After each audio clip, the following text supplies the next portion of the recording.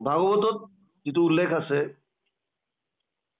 যে ৰাসলীলাত ভগৱানে শৰৎ পূৰ্ণিমাৰ ৰাতি ৰসৰ যি উত্তম স্থিতি সেয়া গোপীসকলক প্ৰদান কৰিছিল। এতিয়া যদি আমি ৰাসলীলালৈ সোমাওঁ, প্ৰথম কিন্তু সংস্কৃত ভাগৱতত যিটো দশম স্কন্ধৰ ২৯ অধ্যায়ৰ প্ৰথম যিটো শ্লোকত তাত ভগৱান শব্দটোৰে আৰম্ভ কৰিছে। এই তত্ত্বটো আমি বুজিব লাগিব। শ্লোকটোত আছে ভগৱান পিতা ৰাত্ৰি শৰদোৎফুল্ল মল্লিকা বীক্ষ ৰন্তু মনচক্ৰে যোগমায়াম উপাশ্ৰিতা। ভগৱানে দেখিছে। কি দেখিলে? তাৰ ৰাত্ৰি, সেই ৰাত্ৰিসমূহক একেলগে। কোনবিলাক ৰাত্ৰি? যিবিলাক ৰাত্ৰিসমূহ একেলগ হৈছে ইয়াত তাৰ ৰাত্ৰি বহুত বচনত কৈছে। সমস্ত ৰাত্ৰি একেলগে তেওঁ দেখিলে যেতিয়া, কোনবিলাক ৰাত্ৰি? যিখিনি ৰাতিৰ কথা তেওঁ বস্ত্ৰহৰণৰ সময়ত কৈছিল। বস্ত্ৰহৰণৰ সময়ত যিখিনি কৈছিল। কাৰণ বস্ত্ৰহৰণৰ সময়ত ভগৱান কৃষ্ণই কথা দিছিল যে আগন্তুক শৰৎ কালত তেওঁলোকৰ লগত ৰাসক্ৰীড়া কৰিব। গতিকে সেই তত্ত্বটো আমি ৰাসলীলা কৰাৰ আগত দুটা কিন্তু তত্ত্ব অতি প্ৰয়োজনীয়। এটা হৈছে গোবৰ্ধন ধাৰণ, যাৰ দ্বাৰা প্ৰভু ভগৱন্তই ভগৱত সত্তাৰ বিষয়ে, নিজৰ ভগৱত্বৰ বিষয়ে জীৱক দেখাই দিছিলে, গোকুলবাসীক দেখাই দিছিল। আৰু দ্বিতীয়টো হৈছে বস্ত্ৰহৰণ, য'ত এই কুমাৰিকাসকলৰ মায়াৰ যিখন আৱৰণ হৰণ কৰিছিল। যিটো বস্ত্ৰহৰণ দেখাইছে, আচলতে তেওঁলোকৰ যিটো মায়াৰ আৱৰণ এটা আছিল, সেই আৱৰণটো আঁতৰাই দিছিল। আৰু সেই সময়ত তেওঁলোক অধিকাৰী হোৱা নাছিলে কাৰণে ক'লে, তোমালোকে অহা বছৰ এই ৰাত্ৰিসমূহত মই তোমালোকক ৰাসক্ৰীড়া কৰাম। সেইকাৰণে ভগৱান অপি তাৰ ৰাত্ৰি বুলি কৈছে। আৰু যিটো সময়ত শৰৎ ঋতুত জেনেৰেলি আমাৰ কি হয়, যিকোনো এটা ঋতু যেতিয়া আহে, সেই ঋতুটোত সেই ছিজনৰ যিখিনি ফুল ফল সেইখিনি তাত দেখা যায়। কিন্তু ভগৱানৰ ক্ষেত্ৰত সেইদিনা এটা অদ্ভুত হৈছে, সমস্ত ঋতুৰ যেন আহি পেলাই ফল ফুল সম্পূৰ্ণ বস্তুবিলাকে তাত যেন একদম বিকশিত কৰিছে। যদিও শৰৎ ৰাত্ৰি বুলি দিছে। আৰু ভগৱানে শৰৎ ঋতুৰ বাবে বিভিন্ন পুষ্পৰে সুগন্ধিত সেই ৰাত্ৰিসমূহক দেখি, যি ৰাত্ৰিৰ কথা তেওঁ বস্ত্ৰহৰণৰ সময়ত গোপীসকলক কৈছিল, তেতিয়া তেওঁ যোগমায়াৰ সহায়ত গোপীসকলৰ লগত ৰাসলীলা কৰাৰ মন কৰিলে। শৰতকালৰ ৰাত্ৰি আতি বিতুপন ৰাস ক্ৰীড়া কৰিতে কৃষ্ণৰ ভৈলা মন। এতিয়া ইয়াত যেতিয়া শুকদেৱে কথাখিনি ক'লে, পৰীক্ষিতৰ মনত এটা সন্দেহ আহি গ'ল, ভগৱানে অৱতাৰ কিয় লৈছিল? যদা যদা হি ধৰ্মস্য গ্লানিৰ্ভৱতি ভাৰত অদ্ভুত্যানম অধৰ্মস্য তদাত্মানম সৃজম্যহম পৰিত্ৰাণায় সাধুনাম বিনাশায় চ দুষ্কৃতম ধৰ্ম সংস্থাপনাৰ্থায় সম্ভৱামি যুগে যুগে। ৪ৰ্থ অধ্যায় ৭ আৰু ৮ নম্বৰ শ্লোক। যেতিয়া যেতিয়া ধৰ্মৰ গ্লানি হ'ব, ধৰ্মৰ উত্থান হ'ব, সাধু সন্তৰ ওপৰত দুষ্কৃতিকাৰী অত্যাচাৰ বৃদ্ধি পাব, তেতিয়া পৰিত্ৰাণায় সাধুনাম সাধুসকলক ৰক্ষা কৰিবলৈ, বিনাশায় চ দুষ্কৃতম দুষ্কৃতিকাৰীক নাশ কৰিবলৈ, ধৰ্ম সংস্থাপনাৰ্থায় ধৰ্ম পুনৰ সংস্থাপন কৰিবৰ কাৰণে, সেইটো কাৰণে ভগৱানে অৱতাৰ লৈছে। পৰীক্ষিতৰ আহিলে মায়াক, প্ৰথমতেতো আমি কৈছোৱেই যে মায়াক খটকাই যাব, যিকোনো প্ৰশ্ন আহি যাব। পৰীক্ষিতৰ মনত সন্দেহ হৈছে আৰু তেওঁ ভাবিছে যে এইটো কেনেকুৱা ধৰণৰ কথা, ধৰ্ম ৰক্ষা কৰিবৰ বাবে অৱতাৰ ধাৰণ কৰি ভগৱান কৃষ্ণই পৰস্ত্ৰীৰ লগত ৰাসলীলা কিয় কৰিছে, এইটো তেওঁৰ আহি গৈছে মনলৈ। মানুহৰ মনতো প্ৰশ্নৰ উদয় হ'ব পাৰে। মায়াধীন জীৱইহে কামনা বাসনা পূৰ্ণ কৰিবৰ বাবে যিকোনো কৰ্ম কৰিবলৈ মন কৰে, কাৰণ ইন্দ্ৰিয়সমূহ মনৰ অধীন, সেইকাৰণে মনে বিচৰা ধৰণে কৰ্ম কৰিবলৈ বাধ্য। কিন্তু ভগৱানটো মায়াধীশ, তেওঁ পূৰ্ণ কাম, তেওঁ ৰাসক্ৰীড়া কৰিবলৈ কিয় মন গ'ল? ভগৱান কৃষ্ণ মায়াধীশ, পূৰ্ণ কাম, ৰসৰ সাগৰ, তেওঁ বেলেগৰ পৰা ৰস পান কৰাৰ কিবা প্ৰয়োজন আছে জানো?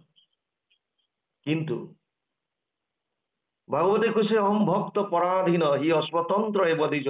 ভগৱান কৃষ্ণই দুৰ্বাসাক কৈছিল, যেতিয়া অম্বৰীষক প্ৰভু ভগৱন্তই চক্ৰটো দি থৈছিল আৰু অম্বৰীষক দুৰ্বাসাই যেতিয়া দহন ভস্ম কৰি দিব বিচাৰিছিলে, তেওঁ খেদি গৈছিল জুয়ে, তেতিয়া তেওঁ সুদৰ্শন চক্ৰ যিটো প্ৰভু ভগৱন্তই ৰক্ষা কৰিবলৈ দিছিল, সেই সুদৰ্শন চক্ৰই দুৰ্বাসাক পিছে পিছে দৌৰাই ফুৰিছিল। আৰু তেওঁ তাৰ তাপ সহ্য কৰিব নোৱাৰি ব্ৰহ্মলোকত গ'ল, কৈলাশত গ'ল, শেষত গৈ ভগৱান নাৰায়ণৰ ওচৰ পালেগৈ। আৰু তেতিয়া প্ৰভুৱে কৈছিল যে মই তোমাক ৰক্ষা কৰিব নোৱাৰো। আৰে কিয়? তোমাৰ নিজৰ চক্ৰ, তুমি কিয় নোৱাৰা? মোৰ চক্ৰ হ'ব পাৰে, মই ভকতক দি থৈছো, আৰু মই ভক্তৰ অধীন, অহম ভক্ত পৰাধীন, সি অস্বতন্ত্ৰ এই বদিজ। মই স্বতন্ত্ৰ নহয়, মই অস্বতন্ত্ৰ। ৯:৪ নৱম স্কন্ধ ৪ৰ্থ অধ্যায় ৬৩ নম্বৰ শ্লোকত ইয়াত লিখা আছে ভাগৱতত। গতিকে ভক্তৰ অধীন তেওঁ। সেইকাৰণে ভক্তৰ মনোবাঞ্ছা পূৰ্ণ কৰিবৰ কাৰণে ভগৱানে যিকোনো সময়ত যিকোনো স্তৰলৈ নামিব পাৰে। ইয়াৰ উদাহৰণবিলাকৰ কাৰণেতো আমাক এই যে কাহিনীবিলাক যে দিছে, কিহৰ কাৰণে? অৰ্জুনৰ সাৰথি হৈছে। সাৰথি মানে কি? এখন গাড়ী চালক, চালক মানে ড্ৰাইভাৰ। আৰু ভগৱান অৰ্জুন ক'ত থাকে? ৰথি পিছফালে বহি থাকে, ওপৰত তেওঁৰ আসন, সাৰথিৰ আসন তলত, তেওঁ বহিব এনেকৈ, ৰথ চলাব। আৰু ভগৱানটো কোনো সময়ত ভগৱানক হয়তো ভৰিৰেও ইফালে সিফালে নে বুলি ক'ব পাৰে, এই ইফালে ঘূৰা ইফালে ঘূৰা। আৰু ভগৱানে তেনেকৈ মানিছে, যেনেকৈ কৈছে তেনেকৈ মানিছে। তেওঁ ৰথৰ সাৰথিলৈকে গৈছে। সেইকাৰণেতো এবাৰ এতিয়া ভগৱান কৃষ্ণ অৰ্জুনৰ লগত ৰথত ঘূৰি আছিলে সুন্দৰভাৱে, আহি থাকোঁতে অৰ্জুনৰ মনত ভাৱ এটা আহিছিল যে মইতো তোমাৰ ভকত, আৰু মোতকৈ ভকতনো কোন থাকিব পাৰে। যেনেকৈ উদ্ধৱৰ মনতো এইটো ভাৱ আহিছিল, মোতকৈ ভকত তোমাৰ ওচৰত কোন থাকিব পাৰে। অৰ্জুনৰ মোহ ভংগ কৰাইছে তেতিয়া। অৰ্জুনক মাজতে ৰথখন ৰখাই পেলাই ক'লে, সখা সেই কুটিৰটোত যোৱাচোন, তুমি অৰ্জুন বুলি চিনাকি নিদিবা, খালি তাত বুঢ়ী এগৰাকী আছে, লগ কৰি অহা যোৱা। আৰু অৰ্জুন গ'ল। দেখিছে বুঢ়ী এগৰাকীয়ে সন্মুখত তৰোৱাল এখন লৈ আৰু একান্ত মনে তেওঁ ভগৱানৰ নাম লৈ আছে। অৰ্জুনে গৈ সেৱা কৰিলে, আৰু প্ৰত্যুত্তৰত আইগৰাকীও তেওঁক নমস্কাৰ কৰিলে। কোন তুমি? মই এনেই অকণমান ফুৰিবলৈ আহিলোঁ আই, এইফালে আপোনাক এনেকুৱা দেখি পেলাই ৰুমতে আহি বোলো মাতষাৰ দিওঁ। আপুনি যে তৰোৱাল লৈ পেলাই যে কাক সেৱা কৰি আছে, কি কথা এইটো? আপুনি এইটো বয়সত হাতত তেনেকৈ সন্মুখত তৰোৱাল এখন লৈ আছে। কৈছে তৰোৱালখন লোৱাৰ মোৰ দুটাই কাৰণ আছে। বোলে কি? মই দুজন মানুহক পালে কাটিম বোলে। কোন দুজন? এজন অৰ্জুন আৰু আনগৰাকী দ্ৰৌপদী। কিয়? পিছে অৰ্জুনে ই নিজৰ সুবিধাৰ কাৰণে মোৰ প্ৰাণৰ বন্ধু কৃষ্ণ, মোৰ ভগৱানক ই ৰথৰ সাৰথি কৰিছে। আৰে তই যুদ্ধত হাৰিলে হাৰি থাক, তই কৃষ্ণক আনি পেলাই তোৰ ৰথৰ সাৰথি কৰিব লাজ লগা নাই? এই অৰ্জুনক পালে মই কাটিম। আৰু দ্ৰৌপদীক কিয় কাটিবা? কৈছে তেওঁ বস্ত্ৰহৰণ কৰিছে, কিবা কৰিছে, কৰি থাকা।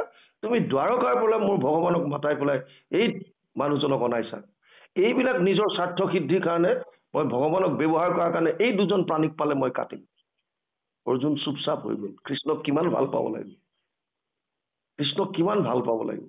উদ্ধৱৰ মোহ ভংগ কৰিছিল তেনেকৈ। উদ্ধৱে মনতে ভাবি আছিল মই পৰম জ্ঞানী, কৃষ্ণ মোৰ লগত, মোৰতো একো নাই। ভগৱানে ভাবিলে ভক্তি দিব লাগিব, ইয়াত ভিতৰত ভক্তি সোমাব লাগিব, আৰু ভক্তিৰ তত্ত্বটো দেখুৱাব লাগিব কোন কেনেকুৱা। এক্টিং কৰি দিলে, মূৰৰ বিষ। প্ৰভু ভগৱন্তই দাপৰত বহুত লীলা কৰিছে, নৌটংকী বহুত কৰিছে। তেওঁ মূৰৰ বিষৰ এক্টিং কৰিলে, বিৰাট বিষ। উদ্ধৱে সুধিলে কি হৈছে এয়া? বিৰাট মূৰৰ বিষ। এতিয়া কি হ'ব? এইটো কেনেকে কি কৰিব পৰা যাব? আৰু তেতিয়া কৈছে যে কোনো ইয়াত নাৰদ বুলিও কয়। উদ্ধৱৰ ক্ষেত্ৰত কিন্তু ভগৱান কৃষ্ণই গোপীসকলৰ ওচৰলৈ পঠিয়াইছিল। দুটা ক্ষেত্ৰত পঠাইছে। এবাৰ হৈছে গোপীসকলক তেওঁ যেতিয়া উদ্ধৱক ক'লে যে উদ্ধৱ, গোপীসকলে মিছামিছি মোৰ নাম লৈ পেলাই গোটেই কন্দা কটা কৰি থাকে বোলে, এনেকুৱা তেনেকুৱা কথা, তুমি তোমাৰ ইমান জ্ঞান আছে, যোৱাচোন বুজাই মেলি আহিবা, পটাপট কথাটো কৈ আহিবা। বোলে মই এনেকে গ'লো এনেকে আহিলো, ইমান অহংভাৱ। যেতিয়া গোপীসকলক পালে গৈ, তাত গোপীসকলৰ কৃষ্ণৰ যিটো ভক্তি দেখিলে, প্ৰথমতে যিটো জাৰি আছিলে, তোমালোকে কৃষ্ণ তত্ত্ব মনটো ইয়াত ৰাখা, অমুকত ৰাখা, তমুক কৰা, কৃষ্ণত একান্তভাৱে। গোপীসকলে এটাই দিছে যে আৰে উদ্ধৱ, মন নাহি 10-20, এক মন সো গয়ে কৃষ্ণ সং কাহে আৰাধেইছ। মন এটাই, সেইটো কৃষ্ণই লৈ গ'ল লগত। এতিয়া আমাক কি কৈ আছ তই? এইবিলাক লাভ নাই, আমি কি কৰিম এতিয়া? প্ৰভু ভগৱন্তক কিমান ভাল পাব লাগিব। এনেকুৱা ভকত আছে যিসকলে কৃষ্ণৰ তত্ত্বটো যদি বুজি লয়, তাৰপিছত আৰু তেওঁৰ কাৰণে তেওঁলোকে জীৱনটো গোটেই সুকীয়া স্বাৰ্থ কি আছে? কৃষ্ণৰ প্ৰতি কৃষ্ণই ভাল পাবৰ কাৰণে যথেষ্ট যিকোনো কৰিব পাৰে। এই ক্ষেত্ৰতো বহুতে উদ্ধৱক কয়, উদ্ধৱ যেতিয়া যায় উদ্ধৱক কয় যে মোৰ মূৰৰ বিষ, তুমি মোক কিবা দিয়া। আৰু বহুতে নাৰদক কেৰেক্টাৰটো দিয়ে, নাৰদ বুলি কয়। যি কি নহওক আমাক মূল তত্ত্বটো লাগে। নাৰদো নিজকে ভক্ত বুলি গৰ্ব কৰি থাকে, নাৰদো ভাবি থাকে মই নিজে ভকত। আৰু যেতিয়া ক'লে মোৰ মূৰৰ বিষ কি এনেকে ভাল হ'ব, বোলে অকণমান ভকতৰ ধূলি লাগে।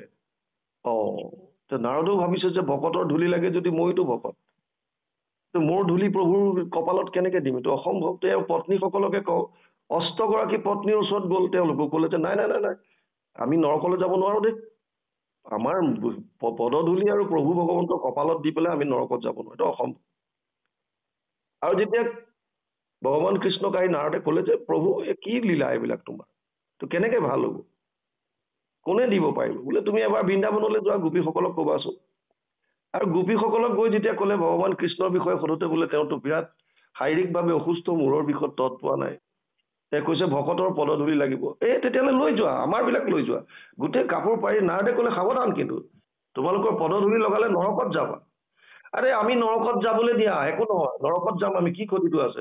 আমাৰ প্ৰিয়জন সুস্থ হ'ব লাগে, ভাল হ'ব লাগে, বছ কাপোৰত বান্ধি চবেই নিজৰ ভৰি ধূলি, নিজৰ কথা চিন্তা নকৰা। আৰু তেনেকুৱা ভক্তৰ অধীন হৈ থাকে ভগৱান কৃষ্ণ। ইয়াত সেইকাৰণে কৈছে তেওঁ যিকোনো স্তৰত যেতিয়ালৈকে যাব পাৰে। কেতিয়াবা যদি বৰাহৰ অৱতাৰ ধাৰণ কৰিছে, কেতিয়াবা নৰসিংহ হৈছে, কেতিয়াবা যদি বিপ্ৰ দামোদৰৰ ফটাকানিয়ে বান্ধি থোৱা চিৰা খাব পাৰিছে, কেতিয়াবা চবৰিৰ জোঠা বগৰীও খাব পাৰিছে। এতিয়া বস্ত্ৰহৰণৰ সময়ত যিটো কথা গোপীসকলক দিছিল, সেই শৰৎ যে মই তোমালোকক আগন্তুক শৰৎকালৰ পূৰ্ণিমাত মই ৰাসক্ৰিয়া কৰিম, আৰু সেই বুলি এতিয়া তেওঁ আহিছে। তেতিয়া যিহেতু এবছৰৰ পিছত গোপীসকলো যেতিয়া অধিকাৰী হ'ল, তেওঁলোকৰ মনোবাঞ্ছা পূৰ্ণ কৰাৰ অৰ্থে ভগৱানে ৰাসক্ৰিয়া কৰাৰ মন কৰিছে।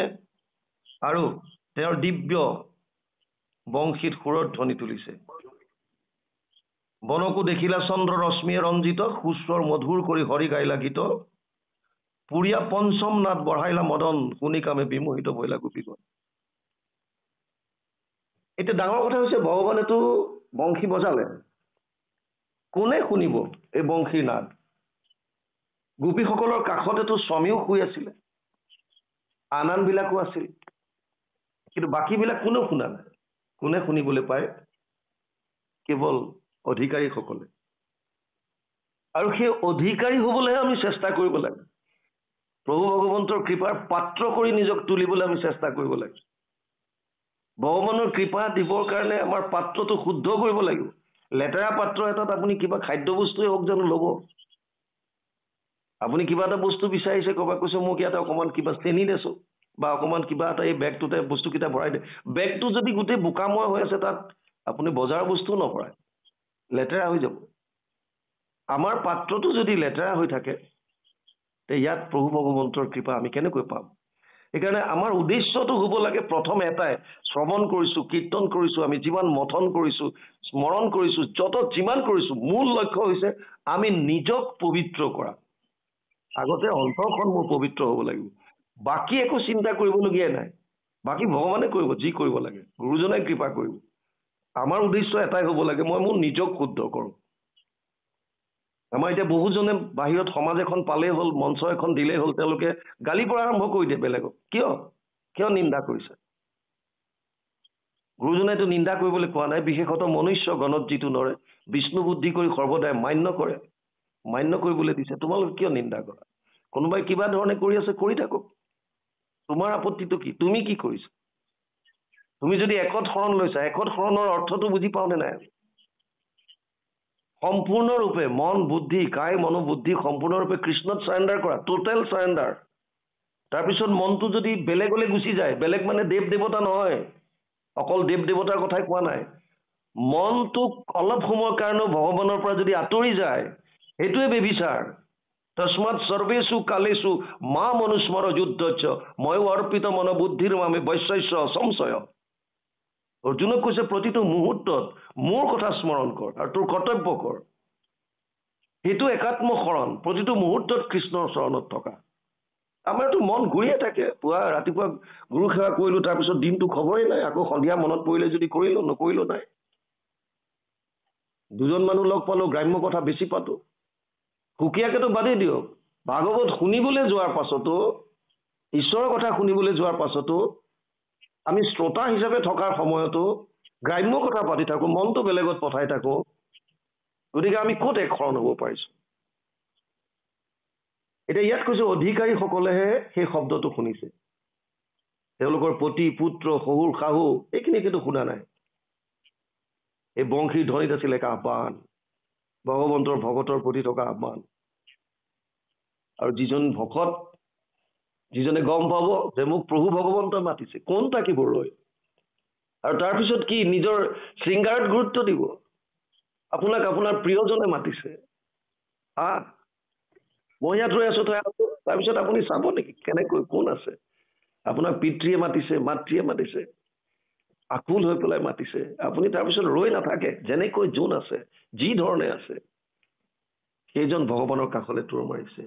কৃষ্ণক দেখিতে উত্তাৱল হইয়া বৰ, মনি নিৰীক্ষণে ভাবে দিলে কলৰ। ইমানেই তেওঁলোকৰ উৎকণ্ঠা ইমানেই প্ৰবল যে বস্ত্ৰ অলংকাৰ ক'ত কি পিন্ধিছে কোনো তাৰ প্ৰতি ধ্যান নাই। পতি পুত্ৰ গৃহকৰ্ম যি য'ত কৰি আছিল চব বাদ দিলে আৰু দৌৰিছে কলৈ? ভগৱানৰ কাষলৈ। গুৰুজনাই কীৰ্তনত এটা সুন্দৰ উদাহৰণ দিছে, কৃষ্ণৰ শ্ৰৱণে যেন হৰিদাসগণে এৰে কাম্য কৰ্ম হবে তৎগত মনে। যেনেকৈ হৰিদাসসকলে কৃষ্ণৰ শ্ৰৱণত এই কাম্য কৰ্মবিলাক চব বাদ দি দিয়ে আৰু তেওঁতে কেৱল মনটো তেওঁৰ চৰণত দি থয়। যেনেকৈ এতিয়া যিসকল গোপীক পতি পুত্ৰই হওক, ভাতৃ আদিয়ে হওক, বাধা দি ৰাখিব বিচাৰিছিল, তোমালোক যাব নোৱাৰা, তেওঁলোকে মনতেই কৃষ্ণক আলিংগন কৰিল আৰু অনেক জন্মৰ কৰ্মবন্ধ নাশ কৰি মানৱী তনু ত্যাগ কৰি কৃষ্ণত লীন হৈ গল। যাইবে নাপাই গৃহমধ্যে কত গোপীগণ, মনে ধৰি কৃষ্ণক কৰিল আলিংগন। অনেক জন্মৰ কৰ্মবন্ধ কৰি ক্ষীণ, এৰি তনু তেখনে কৃষ্ণতে গৈ ললি। এই যাৰ বুদ্ধি গোপীসকলে কাম ভাবে মাধৱক সেৱা কৰি মুখ্য পোৱা বুলি যেতিয়া গম পালে, পৰীক্ষিতৰ মনত আকৌ সংশয় হল। সংশয় কিহৰ এইবাৰ? কেনেকে কাম ভাৱত এনেকৈ পাই জানো? এতিয়া সুখদেৱে পৰীক্ষিতৰ মনত সংশয় হৈছে যে এইটো কেনেকৈ সম্ভৱ, এই কামনা বাসনাৰ দ্বাৰা ভগৱানক পাব পাৰে নে কোনোবাই? এইটো সম্ভৱ হয় জানো? মানে সুখদেৱৰ মনত আছে যে ইমান মানুহে যাগ যজ্ঞ তপস্যা কৰিছে, যাগ যজ্ঞ কৰিছে, ভক্তি কৰিছে, এনেকে ভগৱানক পোৱাটো বাৰু বেলেগ কথা, যে বহুদিন ঈশ্বৰক চিন্তা কৰি আছে, তাৰপিছত গৈ গৈ গৈ গৈ ভগৱানক পাইছে।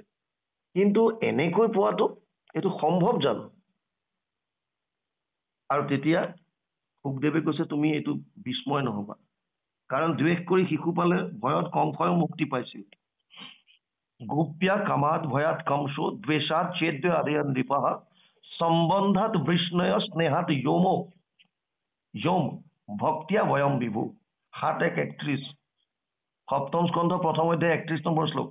যেতিয়া ৰাজসূয় যজ্ঞ হৈ আছিল, যেতিয়া যুধিষ্ঠিৰে যে দেখা পাইছিল শিশুপালৰ পৰা এটি বন্তিৰ গছে এটা পোহৰ এটা ওলাই ভগৱান কৃষ্ণৰ শৰীৰত বিলীন হৈ গৈছিল, অৰ্থাৎ যিটোক আমি নিৰ্বাণ বুলি কওঁ। চালুক্য চাৰুক্য শাস্তি সামীপ্য। The person you are speaking with has put your call on hold. Please stay on the line.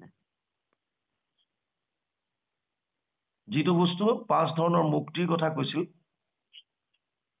তৃতীয় অধ্যায় আমি পাওঁ ইয়াত ৩:২৯-১৩, তৃতীয় স্কন্ধ ২৯ নম্বৰ অধ্যায় ১৩ নম্বৰ শ্লোকত কপিলে দেৱহূতি কৈছিল নিৰ্বাণ বা একত্বম।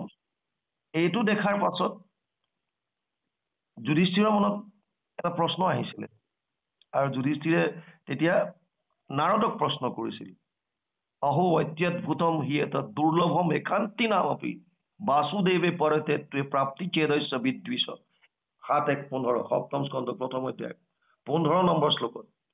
যে কেনেকৈ এইটো সম্ভৱ কেনেকৈ হল? চেদি ৰজাই যে মুক্তি পাই গৈছে, এইটো ডাঙৰ ডাঙৰ মানুহৰ যিখিনি ভকত তেওঁলোকৰ কাৰণে অতি দুৰ্লভ বস্তু এটা, অতি অদ্ভুত বস্তু এটা দেখা পালে। আৰু তেতিয়া নাৰদে কৈছিলে যে কামাত দ্বেষাত ভয়াত স্নেহাত যথা ভক্তিয়া ঈশ্বৰে মনঃ আবেশ্য তাত অঘম হিত্বা বহাৱতত গতিম গতাম। 7:31 সপ্তম স্কন্ধ প্ৰথম অধ্যায় 30 নম্বৰ শ্লোক। যে কাম ভাৱে হওক, দ্বেষ ভাৱে হওক, ভয়ত হওক, স্নেহত হওক, যেনেকে হওক খালি ঈশ্বৰত মন কৰিব লাগে। আমাৰ সাক্ষ্য ভাৱে কৈছে, বাৎসল্য ভাৱে কওক, সাক্ষ্য ভাৱে কওক, দাস্য ভাৱে কওক, বৈৰ ভাৱে কওক, মাধুৰ্য ভাৱে কওক, যিকোনো ভাৱেৰে হওক কৃষ্ণত মনটো খালি দিব লাগে, কৃষ্ণৰমুখী হ'ব লাগে। এইটো কথা ইয়াত সুন্দৰভাৱে কৈছে। আৰু এতিয়া যেতিয়া তেওঁৰ প্ৰশ্ন মনলৈ আহিছে যে এইটো কেনেকে সম্ভৱ, এতিয়া শুকদেৱে ক'লে যে যেনেকৈ শিশুপালে দ্বেষ কৰি বা ভয়ত কংসয়ো মুক্তি পাইছিল, তেনেকৈ পাইছে যিকোনো ভাৱেৰে নহওক। গোপীসকল যোৱাৰ লগে লগে কিন্তু ভগৱান কৃষ্ণই আনন্দৰ ৰসৰ আস্বাদন কৰাইছিল সেইটোও নহয়, পৰীক্ষা কৰি চাইছে যে তেওঁলোকে সমস্ত ত্যাগ কৰি একত শৰণ হ'ব পাৰিছে নাই। কাৰণ এক শৰণ নোহোৱালৈকে আপোনাৰ যদি মনটো যদি চাৰিওফালে ঘূৰি থাকে তেতিয়াহ'লে কিন্তু নহ'ব। সেইকাৰণে গুৰুজনাৰ ধৰ্মটোও আমি বুজি যাব লাগিব। ইয়াত আমাক এটা বিষয়ত ইয়াত দিছে নহয় যে সমাজ ৰূপান্তৰ কৃষ্ণ সংস্কৃতিৰ লগে লগে। গতিকে সুকীয়াকে আলোচনা নকৰোঁ, কথাৰ মাজে মাজে যিখিনি গৈছে তাৰ পৰাই আমি বুজিব লাগিব। বৰ্তমান সময়ত আমাৰ যিটো সমাজ ব্যৱস্থা, যিটো আমি ইয়াত চাওঁ যে বিভিন্ন ফালে মানুহৰ মনবিলাক কিহৰ কাৰণে হৈছে, কোনোবা দেৱ দেৱতাৰ ওচৰত গৈছে, কোনোবাজন ক'ৰবাত গৈছে, কোনোবা ক'ৰবাত গৈছে। আমি অলপ আগতে আলোচনা কৰিছিলোঁ, লক্ষ্য যদিও আনন্দ, কিন্তু তেওঁলোকৰ লক্ষ্যটো ক'ৰ পৰা পাব বিচাৰিছে, তেওঁলোকৰ মনৰ তৃষ্ণাবিলাক পূৰণ কৰি, কামনা বাসনা, ভৌতিকবাদ, ভোগবাদ। আৰু সেইকাৰণে ভগৱান কৃষ্ণই গীতাত অৰ্জুনক কৈছে যে কোনবিলাক মানুহ ক্ষুদ্ৰ ক্ষুদ্ৰ দেৱতাৰ ওচৰত যায়। কামস্ত্ৰৈষ্টেৰ হিতজ্ঞান প্ৰপদ্যন্তে অন্য দেৱতা তম তম নিয়মম আস্থায় প্ৰকৃত্য নিয়তা স্বয়া। 7ম অধ্যায় 20 নম্বৰ শ্লোক গীতা। হে অৰ্জুন, যিবিলাকৰ জ্ঞান কামনা বাসনাই অপহৰণ কৰি ল'লে, কিডনেপ কৰি ল'লে, সেইবিলাক প্ৰাণীহে আন আন ক্ষুদ্ৰ দেৱতাৰ ওচৰত যায়। যো যো যম যম তনুম ভক্তা শ্ৰদ্ধেয়া অৰ্চিতুম ইচ্ছসি তস্যা তস্যা অচলা শ্ৰদ্ধা তামেব বিদ্যাম্যহম। 7ম অধ্যায় 21 নম্বৰ শ্লোক গীতা। তাত কৈছে হে অৰ্জুন, যি মনুষ্য যোন দেৱতাৰ প্ৰতি যাবলৈ ইচ্ছা কৰে, যিহেতু মই তেওঁলোকৰ হৃদয়তে পৰমাত্মা ৰূপে অন্তৰ্যামী ৰূপে থাকো, উপদ্ৰষ্টা মনুমন্তা চ ভৰ্তা ভোক্তা মহেশ্বৰ পৰমাত্মা ইতি চাপ্যুক্ত দেহে অস্মিন পুৰুষ পৰ। 3য় অধ্যায় 22 নম্বৰ শ্লোক গীতা। যিহেতুকে মই অন্তৰ্যামী ৰূপে, পৰমাত্মা ৰূপে, স্বামী ৰূপে প্ৰত্যেকজনৰ হৃদয়ত আছো, সেইকাৰণে মই তেওঁলোকৰ ভাৱটো বুজি পাওঁ যে এইজনে এই ক্ষুদ্ৰ দেৱতাৰ ওচৰত যাব বিচাৰিছে। আৰু মই তেতিয়া কি কৰোঁ যে যা তই বেটা সেইফালে যা, আৰু সিহঁতক আৰু উৎকণি দিওঁ, সিফালে যা, উৎসাহ দিওঁ, যা তাতেই কৰ। কিন্তু সেই ক্ষুদ্ৰ ক্ষুদ্ৰ দেৱতাবিলাকেও আৰু তেওঁলোকৰ ওচৰত কি বিচাৰে? আল্টিমেটলি স্বৰ্গ সুখলৈকে, ধন টকা পইচাৰ জৰিয়তে হওক, বস্তু বাহিনীৰ জৰিয়তে হওক, এই এটা আনন্দত সুখ এটা, যিটো ভৌতিক সুখটো বিচাৰে, ভোগবাদী সুখটো বিচাৰে। এতিয়া ভগৱানে কৈছে স তয়া শ্ৰদ্ধয়া যুক্ত তস্যা আৰাধনা মিহতে লভতে স তত কামান ময়েব বিহিতান হিতা। 7ম অধ্যায় 22 নম্বৰ শ্লোক গীতা। হে অৰ্জুন, তেওঁলোকক সেইবিলাক দেৱ দেৱতাই, ক্ষুদ্ৰ ক্ষুদ্ৰ দেৱ দেৱতাবিলাকে যিটো দিয়ে সেইটো কিন্তু মইহে দিওঁ, আকৌ মোৰ পৰাহে পায়। গতিকে বেলেগৰ পৰা নোৱাৰে দিব। সেইকাৰণে ইয়াত ভগৱান কৃষ্ণই প্ৰথমতে চাইছিল যে গোপীসকলৰ মন একত আহিছেনে নাই। যিটো বস্তু অৰ্জুনক কৈছিল 8ম অধ্যায় 66 নম্বৰ শ্লোকত, সৰ্বধৰ্মান পৰিত্যাজ্য মাম একম শৰণম ব্ৰজ অহম ত্ব সৰ্ব পাপেভ্যো মোক্ষয়িষ্যামি মা শুচ। সৰ্বধৰ্ম এৰি এক শৰণ সাক্ষাৎ সুদৃঢ় বিশ্বাসে সখী লৈ কোৱা আমাক নকৰিবা ভয় হেৰা কৰো অংগীকাৰ সমস্ত পাপত মই কৰিব নিষ্ঠাৰ। সেইকাৰণে বাপাদৰ সময় হৈ গৈছে নেকি? 7টা বাজি গ'ল। কৃষ্ণ কৃষ্ণ। আৰু অকণমান যোৱা হৈছে। বৰ সুন্দৰ লাগিছে। কৰি পেলাই কৈ দিম আৰু কৃষ্ণ দেই মই কৈছো বাৰু যি কি নহওক এতিয়া কৈছে যে তেতিয়া গ'ল গোপীসকলক ট্ৰাই কৰি চালে ভগৱান কৃষ্ণইতো চাবই অকণমান প্ৰথমতে ট্ৰাই কৰিব যে আপুনি আচলতে আহিছেনে নাই কেনেকুৱা কি কথা আৰু ইয়াত গুৰুজনাই লিখিছে কেনেকুৱা কি সুন্দৰ দেখিলাহা এইটো বিকশিত বৃন্দাবন শশাংক ধৱল নৱ পল্লৱে শোভন উলটি ব্ৰজক যাহা কান্দে শিশুগণ তাসম্বাক প্ৰতিপালি পিয়ায়ু কষ্ট চাওকচোন মাতিছে তেওঁ যে আহা মোৰ ওচৰলৈ কাৰোবাক আপোনাক ভাত খাবলৈ নিমন্ত্ৰণ দিছে কোনোবাই বা ক'লে যে প্ৰভু আজি মহাপ্ৰসাদ আমাৰ গৃহতে ল'ব আপুনি গৈছে তালৈ আনন্দত গৈছে আজি বিভিন্ন ডিছ থাকিব তাত সুন্দৰ সুন্দৰ খাদ্য খাম তৃপ্তি পাম গৈ পোৱাৰ পিছত কৈছে তোমালোকে ইয়ালৈ কিয় আহিলা হে কি কাৰণত আহিছে কি লাগিব বাৰু আহিলা কথা বতৰা পাতিলে এতিয়া যোৱাকে যোৱা এনেকুৱা কথা ভগৱান কৃষ্ণ আৰু ভগৱানে কৈছে এতিয়া গোপীসকলক কৈছে এতিয়া যিটো বাহ্যিক যিটো ধৰ্মৰ কথাও কৈছে ইয়াত বৰ সুন্দৰ কথা এটা জানিবলগীয়া আছে স্বামী ৰেখে সেৱা কুলস্ত্ৰীৰ মহাধৰ্ম পুত্ৰ হব পুখিব কৰিয়া গৃহ কৰ্ম যদি কলা জৰা কণা পূজা হৈ পতি তথাপি নেৰিবা হেন শাস্ত্ৰ সন্মতি এইটো কৈছে যে স্বামীৰহে সেৱা গৃহস্থৰ যিটো মানে কুলস্ত্ৰীৰ যিটো মহাধৰ্ম সেইকাৰণে সেই গোপী হওক মোৰ লীলা আৰু গুণ শ্ৰৱণৰ দ্বাৰা ৰূপ দৰ্শনৰ দ্বাৰা ধ্যানৰ দ্বাৰা কীৰ্তন আদিৰ দ্বাৰা যেনেকৈ অনন্য প্ৰেমৰ ভক্তি লাভ কৰিব পাৰে তেনেকৈ কাষত থাকিলে নোৱাৰে সেইকাৰণে তোমালোক ঘৰলৈ যোৱা আৰু কৃষ্ণৰ যিটো নিষ্ঠুৰ বাণী এইটো শুনাৰ লগে লগে তেওঁলোকৰ শ্ৰুতি জ্ঞান সকলো হেৰাই গৈছে তেওঁলোকে কৈছে সেই কৃষ্ণ আমি মায়াময় সংসাৰৰ সমস্ত বিষয় ত্যাগ কৰি তোমাৰ চৰণত শৰণ লৈছো গতিকে তুমি আমাক ত্যাগ নকৰিবা আৰু যিটো তুমি এই কুলস্ত্ৰী ধৰ্মৰ কথা আমাক কৈছা বৰ্ণাশ্ৰম ধৰ্মৰ যিটো জ্ঞান দিছা এইবিলাক তোমাৰ কাষতে থাকক সমস্ত বিষয় এৰি আছো আমি ভজিলো তোমাৰ চৰণে আমি ভজিও আমাক মিলোক ভাগ নকৰা নাথ ভকতক ত্যাগ কহিলা যিটো কুলস্ত্ৰীৰ কৰ্ম তোমাতে থাকক শিখব ধৰ্ম আমি আগতে উল্লেখ কৰিছো যে গোপীসকল একোজন মহান আত্মা তেওঁলোকে জানিছিল যে বৰ্ণাশ্ৰম ধৰ্ম পালন কৰি মাথো স্বৰ্গ প্ৰাপ্তি কৰিব পাৰে আৰু স্বৰ্গত থাকিলেও কিমান দিন থাকিব তে তম ভুক্ত স্বৰ্গলোক বিশালম ক্ষীণে পুইনে মৰ্তলোকম বিশন্তি নৱম অধ্যায় 21 নম্বৰ শ্লোক গীতা স্বৰ্গ প্ৰাপ্তিটো লক্ষ্য হ'ব নোৱাৰে স্বৰ্গত থাকিলে কিমান দিনলৈকে থাকিব যেতিয়া পুণ্য ক্ষয় হ'ব পুনৰ তেওঁ আহিব লাগিব আকৌ সেইকাৰণে মূল বস্তুটো লক্ষ্যটো কি যিটো আনন্দ ৰসটো এইবিলাক কৰ্মৰ দ্বাৰা পালন কৰিব নোৱাৰে আকৌ বৰ্ণাশ্ৰম ধৰ্ম পালন কৰিবলৈ মনটোৰ প্ৰয়োজন মন অবিহনে ইন্দ্ৰিয়সমূহে কৰ্ম কৰিব নোৱাৰে যিহেতু ইন্দ্ৰিয়সমূহ মনৰ অধীন আৰু গোপীসকলৰ লগত নিজৰ মন নাই গুৰুজনে কি সুন্দৰ লিখিছে হৰিল চিত্ত নথাকৈ ঘৰে হস্ত দুই গৃহকৃত্য নকৰে তোমাক এৰিয়া নচলে ভৰি ব্ৰজত গৈয়া কি কৰিব হৰি আৰে মনটো তোমাৰ ইয়াত থাকিব আমাৰ ইন্দ্ৰিয়বিলাকে যদিও কওঁ যে কাণেৰে শুনিছে চকুৰে দেখিছে ই যদিও সত্য কিন্তু আচলতে যদি মনটো চকুৰ লগত নাথাকে তেতিয়া চকুৰে দেখা নাপায় যদি মনটো কাণৰ লগত নাথাকে তেতিয়া কাণেৰে দেখা নাপায় আমি জানি শুনিবলৈ আগেদি বহুত মানুহ পাৰ হৈ গৈছে যদি আপোনাৰ ধ্যান বেলেগত থাকে চকুৰ আগেদি পাৰ হৈ গলেও আপুনি একো গম নাপাব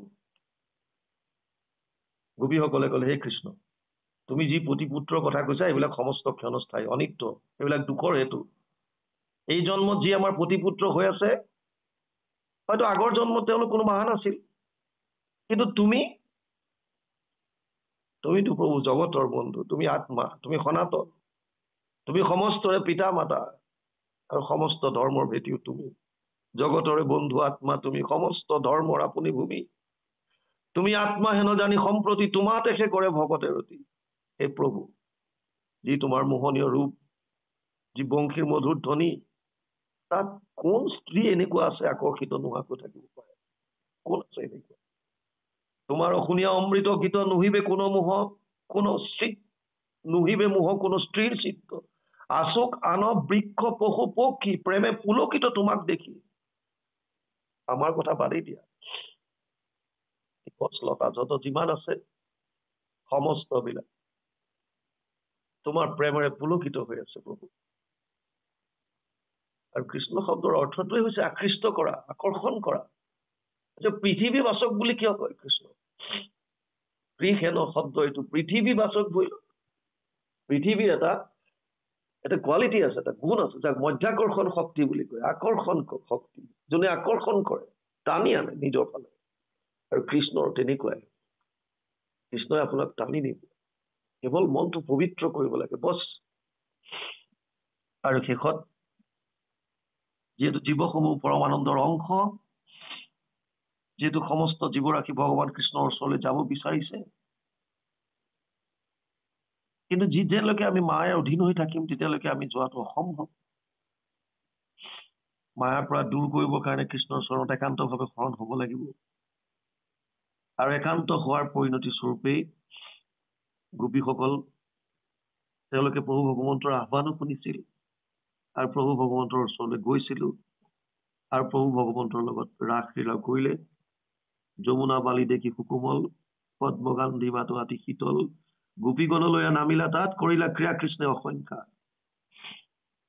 তাৰ পাছতো যেতিয়া এজনী গোপীৰ, তাৰ পাছতো গোপীসকলৰ যেতিয়া মনত অহংকাৰ আহিল, ভকতৰ মনতো অহংকাৰ আহিব পাৰে। ভক্তি মাৰ্গতো বহুতে কয়, মই ইমান দিনৰ পৰা কৃষ্ণত ভকত হৈ আছো, মই কৃষ্ণৰ ইমান কথা জানো, মই অমুক জানো, মই তমুক জানো। ভক্তি মাৰ্গতো যেতিয়া অহংকাৰ হব, তেতিয়া কৃষ্ণই আঁতৰি যায়। তোৰ অহংকাৰ বাঢ়িছে, অকমান সময় আঁতৰি থাকে। আঁতৰি মানে কৃষ্ণটো লগতে থাকে, আপোনাৰ পৰা অদৃশ্য হৈ থাকে, তেওঁতো সৰ্বব্যাপ্ত, হলে যাব আঁতৰি। কৃষ্ণই আঁতৰি হৈ যাবলগীয়া একো বস্তু নাই। ইয়াত বাহ্যিকত দেখাইছে অকমান আঁতৰি গৈছে, আদাৰৱাইজ কৃষ্ণ কলে আঁতৰি যাব। যত দেখা যত শুনা ভূত ভৱিষ্যত স্থাৱৰ জংগময়তো সমস্ত জগত, কৃষ্ণ ব্যতিৰেকে একো বস্তু নাহি জানা, সমস্ত জগত কৃষ্ণ হেন মনে মানা। ক'ৰ পৰা আঁতৰি যাব, কলে যাব। আৰু সেইমতে ভগতৰ অহংকাৰ থকাৰ কাৰণে প্ৰভু ভগৱন্ত অকমান অদৃশ্য হল। এগৰাকী গোপী তথাপিতো লগত গল, তেওঁৰো অহংকাৰ বাঢ়ি গল। ভগৱান কৃষ্ণক কলে, মই আৰু খোজ কাঢ়িব নোৱাৰো, ভৰি বিষাই গৈছে। ভগৱানে ইংগিত দিছে, তেতিয়াহ'লে মোৰ কান্ধতে উঠাহি। আৰু উঠিবলৈ গৈছে কান্ধত, প্ৰভু ভগৱন্ত অদৃশ্য হৈ গল। অদৃশ্য হোৱাৰ লগে লগে আপুনি যাক আটাইতকৈ ভাল পায়, আটাইতকৈ প্ৰিয় যিজন আপোনাৰ, সেইজন যেতিয়া আপোনাৰ পৰা আঁতৰি থাকিব, মন মগজু এনি টাইম আপোনাৰ সেইজনৰ কথা আহি থাকিব। এনি টাইম সেইজনৰ গুণ গান গাব, তেওঁৰ বিষয়ে, তেওঁৰ লীলাসমূহ, তেওঁৰ আপোনাৰ লগত কৰি যোৱা গোটেই প্ৰতিবিলাক ঘটনা আপোনাৰ মনলৈ আহিব। গোপীসকলৰ অৱস্থা একেই হৈছে, প্ৰাণপণে ঈশ্বৰক ভাল পাইছিল। ভক্তি মানেই ভাল, তস্মিন পৰম প্ৰেম অমৃত স্বৰূপ আছ। নাৰদে ভক্তিৰ যিটো সংজ্ঞা দিছে, পৰম প্ৰেম অমৃত স্বৰূপ ভক্তি। ভাল পাব লাগিব, কৃষ্ণক ভাল পাব লাগিব। আমি কৃষ্ণৰ ব্যতিৰেকে, কৃষ্ণৰ বাহিৰে চব ভাল পাওঁ।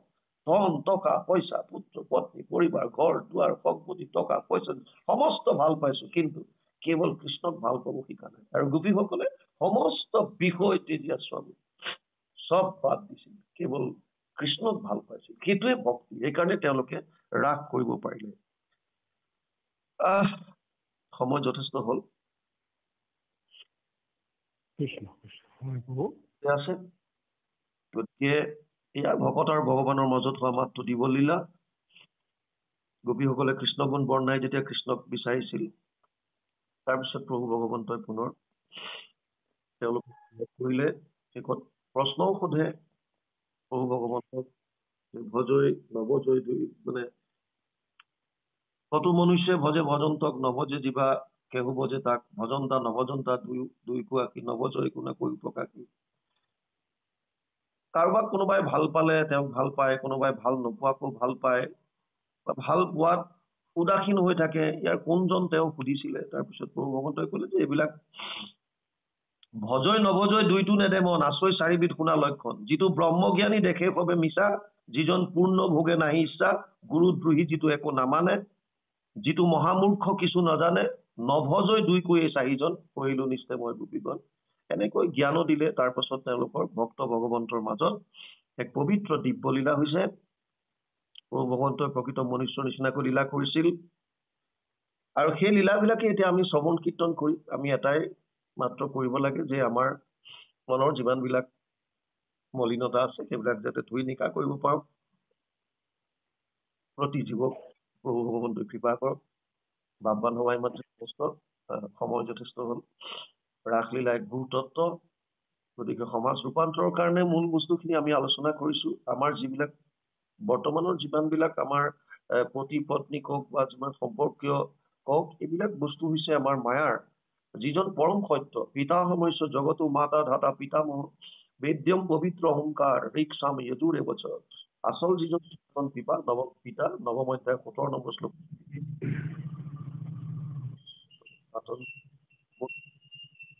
মত্তপৰতৰম নান্যত কিঞ্চিদস্তি ধনঞ্জয় মই সৰ্বমিদম প্ৰথম সূত্ৰে মণিগণায়ব মোতকে শ্ৰেষ্ঠ কোনো নাই এধাৰী মালাত যেনেকৈ মণি গাঁঠি থোৱা থাকে সমস্ত জীৱৰ মোৰ লগত গাঁঠ খাই আছে সেইকাৰণে আমি প্ৰত্যেকজনে আমাৰ মন প্ৰাণ সমস্তখিনি কৃষ্ণৰ চৰণত অৰ্পণ কৰি গোপীসকলক যেনেকৈ আনন্দ দিছিল সেই আনন্দ পাবৰ কাৰণে আমি ঈশ্বৰৰ ওচৰতে শৰণাগতি হোৱাটো একান্তভাৱে সকলোৰে কাম্য আৰু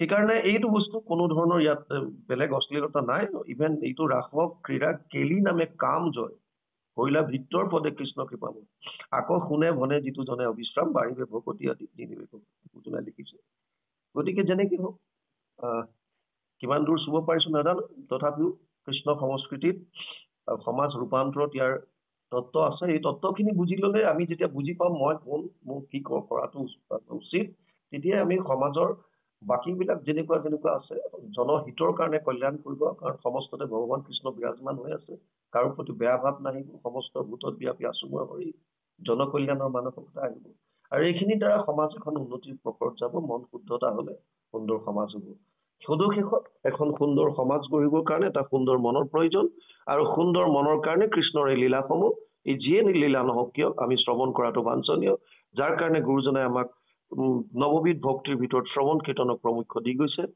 আৰু সেয়ে আমি ভাবো যে আপোনালোকে যিটো ভকতি প্ৰসাদৰ ফালৰ পৰা যিটো এইটো আঁচনি ৰাখিছে বা যিটো আপোনালোকে উদ্যোগ লৈছে ই আটাইতকৈ প্ৰশংসনীয় আমি কওঁ বুলি একো ক'ব নোৱাৰো প্ৰভু ভগৱন্তই যেনেকৈ আগবঢ়ায় সেইধৰণে প্ৰকাশ কৰিবৰ কাৰণে প্ৰয়াস মাত্ৰ কৰো ইয়াতো বহুখিনি অপৰাধ হৈ যাব পাৰে সৰ্ব অপৰাধৰ মূলখন বিচাৰি আপোনাক মহান মন্ত্ৰৰ শ্ৰী চৰণত আমাৰ মস্তক ৰাখি বিদায় লৈছো সন্ত জনাম নাৰায়ণ জানি নামে পখিলো শৰণে আনৰ মৰণে অপৰাধ ক্ষমা তুমি দয়াশীল হৰে মোক ৰক্ষা কৰি চৰণে প্ৰভু মোক ৰক্ষা কৰি চৰণে কৃষ্ণ কৃষ্ণ জয় গুৰু